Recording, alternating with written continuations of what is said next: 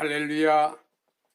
요한복음 20장 21절에서 22절의 말씀을 가지고 성령을 받으라는 말씀으로 전하겠습니다. 본문 말씀에 보면 예수님께서는 부활하신 후 제자들을 찾아오셨습니다. 예수님께서는 제자들에게 아버지께서 나를 보내신 것 같이 나도 너희를 보내노라 말씀하셨습니다. 그리고 예수님께서는 제자들을 향해 숨을 내쉬며 성령을 받으라 라고 말씀하셨습니다. 예수님께서는 제자들에게만 말씀하신 것이 아니라 저와 여러분에게도 말씀하신 줄 믿습니다. 내 힘으로는 할 수 없는 것도 성령 충만하면 할 수 있습니다. 우리는 성령의 은혜를 충만히 받아 땅 끝까지 복음을 전하려는 주님의 말씀에 순종해야 합니다. 예수님께서는 좁은 문으로 들어가라. 멸망으로 인도하는 문은 크고 그 길이 넓어 그리로 들어가는 자가 많고 생명으로 인도하는 문은 좁고 길이 협착하여 찾는 이가 적음이라고 말씀하셨습니다. 구원의 길로 가는 사람은 적습니다. 세상의 길로 가는 사람은 많습니다. 예수님을 믿는 사람들의 속에는 하나님의 성령께서 계십니다.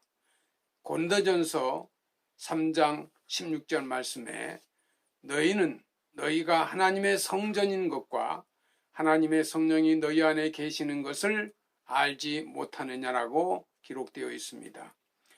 예수님을 믿는 사람, 우리 안에는 성령께서 계시기 때문에 우리의 몸은 성령을 모시고 사는 거룩한 집입니다. 고린도전서 12장 8절에서 11절 말씀에 성령을 통하여 주시는 은사가 기록되어 있습니다. 성령께서 성령의 뜻을 따라 각 사람에게는 지혜의 말씀과 지식의 말씀을 주셔서 성도들을 잘 가르치게 하시고 어떤 사람에게는 믿음을 주시고 어떤 사람에게는 병 고치는 은사를 주시고 어떤 사람에게는 방언 말하는 은사를 주시고 어떤 사람에게는 방언 통역하는 은사를 주십니다. 성령의 은사 중에서 어떤 은사를 주시는지 성령께서 성령의 뜻을 따라 각 사람에게 은사를 나누어 주시는 것입니다. 그러므로 사람마다 받은 은사가 각각 다를 수 있습니다.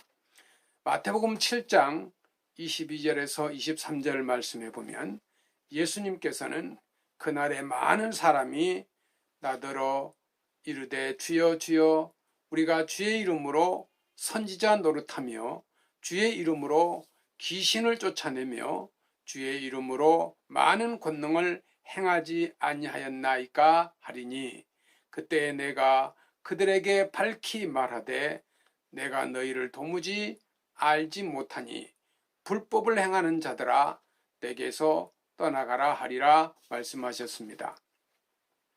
예수님께서 왜 모른다고 하셨을까요?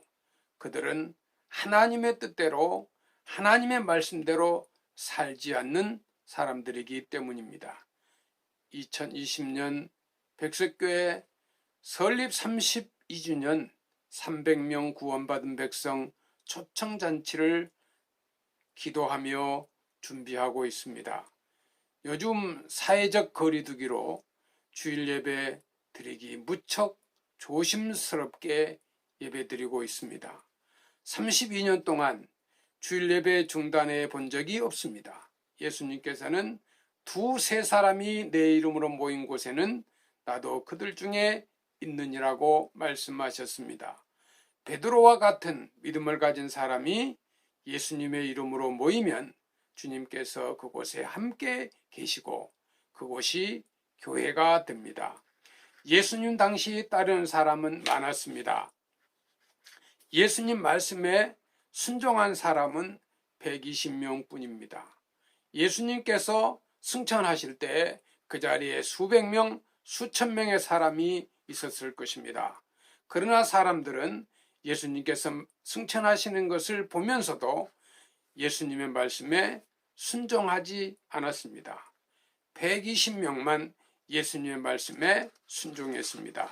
사도행전 1장 12절에 14절에 보면 제자들이 감람원이라 하는 산으로부터 예루살렘에 들어오니 이 산은 예루살렘에서 가까워 안식일에 가기 알맞는 길이라 들어가 그들이 유하는 다락방으로 올라가니 베드로, 요한, 야고보, 안드레와 빌립, 도마와 바돌로메, 마테와 및 알페오 아들 야고보, 셀로신 시몬, 야고보의 아들 유다가 다 거기 있어 여자들과 예수님의 어머니 마리아와 예수님의 아우들도 더불어 마음을 같이하여 오로지 기도에 힘쓰더라고 기록되어 있습니다.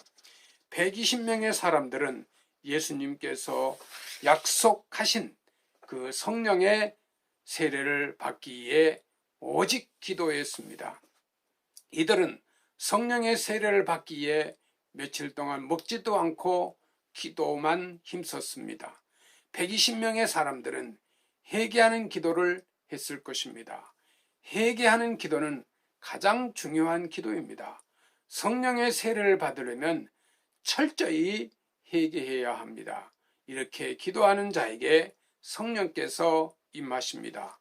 사도행전 2장 1절 4절 말씀에 보면 오순절 날이 이미 이름에 그들이 다 같이 한 곳에 모였더니 호련히 하늘로부터 급하고 강한 바람 같은 소리가 있어 그들이 앉은 온 집에 가득하며 마치 불의 혀같이 갈라지는 것들이 그들에게 보여 각 사람 이에 하나씩 임하여 있더니 그들이 다 성령의 충만함을 받고 성령이 말하게 하심을 따라 다른 언어들로 말하기를 시작하니라 기록되어 있습니다. 120명의 사람들에게 성령께서 임하시니 이들은 권능을 받아 담대하게 복음을 전하기 시작했습니다. 사도행전 2장 38절 말씀에 보면 베드로는 너희가 회개하여 각각 예수 그리스도 이름으로 세례를 받고 제사함을 받으라. 그리하면 성령의 선물을 받으리라고 설교했습니다. 이 말씀을 믿고 말씀대로 순종한 사람들이 모두 성령의 세례를 받았습니다. 사도행전 2장 41절에 보면 그 말을 받은 사람들은 세례를 받음에 이날의 성도의 수가 신도의 수가 3,000이나 더하더라 기록되어 있습니다. 이것이 바로 예루살렘 교회의 시작입니다. 성령 충만을 한 번 받고 나면 그 후에는 기도하지 않아도 되는 것이 아닙니다. 날마다 성령 충만해야 합니다. 날마다 성령 충만하려면 언제나 기도에 힘써야 합니다. 그래서 예루살렘 교회 성도들은 기도하기를 힘썼습니다. 요한복음 20장 21절 말씀에 예수님께서는 아버지께서 나를 보내신 것 같이 나도 너희를 보내노라. 너희는 온 천하에 다니며 만민에게 복음을 전파라고 마태복음 16장 15절에 말씀하셨습니다. 성령 충만한 사람들의 특징이 있습니다. 아무리 작은 죄라도 철저히 회개합니다. 은혜를 받을수록 점점 변화됩니다. 생각이 달라집니다. 말이 달라집니다. 행실이 달라집니다. 가치관이 달라집니다. 삶의 목적과 목표가 달라집니다. 성품이 달라집니다. 예수님의 성품을 닮아갑니다. 성령 충만한 사람은 사랑이 많습니다. 마음을 다하고 목숨을 다하고 뜻을 다하고 힘을 다하여 하나님을 사랑합니다.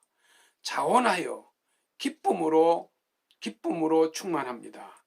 자원해서 헌금하고 자원해서 전도합니다.